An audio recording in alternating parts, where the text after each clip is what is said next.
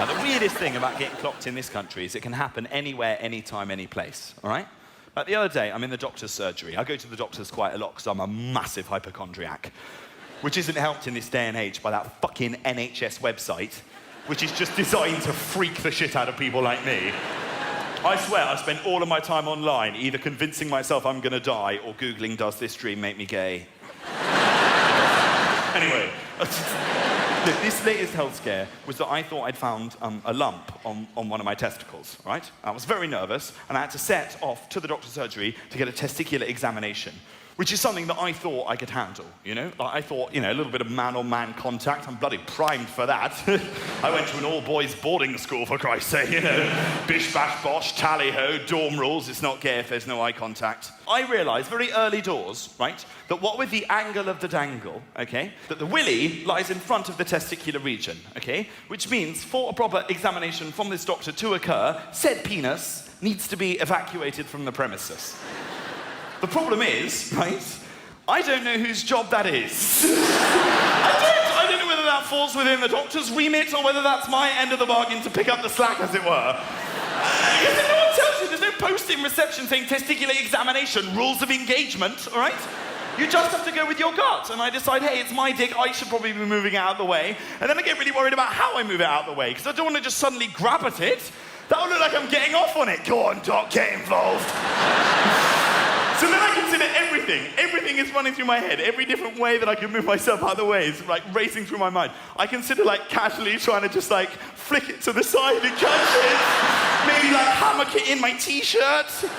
All this shit is going through my head, which is why I arrive at the method that I did, because I have never held myself like this before.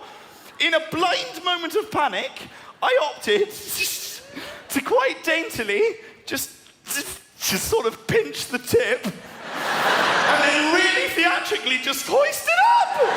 Like I'm a waiter on Downton Abbey! Dinner is served! And as soon as I make contact with my hand as well, the doctor looks me dead in the eye. It becomes very clear very quickly. He was definitely not expecting me to hold my dick. I'm also emotionally very unstable. That's something I've come to terms with recently. Like, I cry at everything. Like, I'm a 25-year-old adult male. I have the emotional constitution of a heavily hormonal pregnant woman. Like, anything makes me cry. Like, I've had, like, Marley and Me, Toy Story 3, the first 10 minutes of Up, an episode of fucking Deal or No Deal.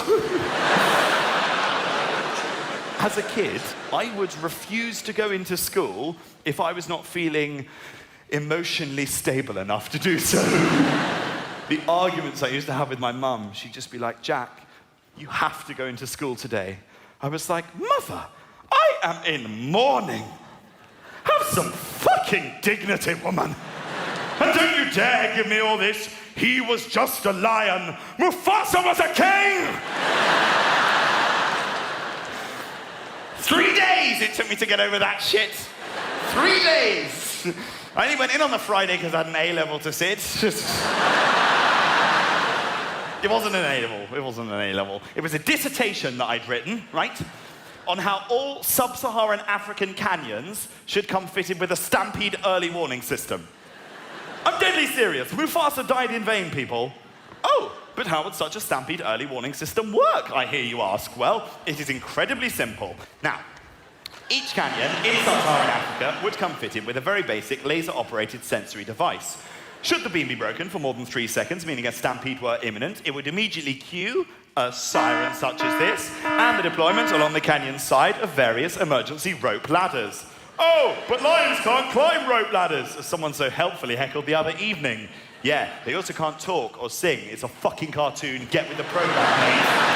Ooh, but have you taken enough precautions, Jack? Very good question. And to you naysayers, I have a very simple response. One word, bollards. Big red shiny bollards would rise up along the canyon's floor. Ooh, but what if it were to occur at night? A very valid statement with a very valid response again. Lines would appear flashing repeatedly along the canyon's ridge, giving any errant lion cubs ample time to flee the canyon, be reunited with their loving father Mufasa, bring happiness back to the animal kingdom once more, and ergo Scar can suck my dick.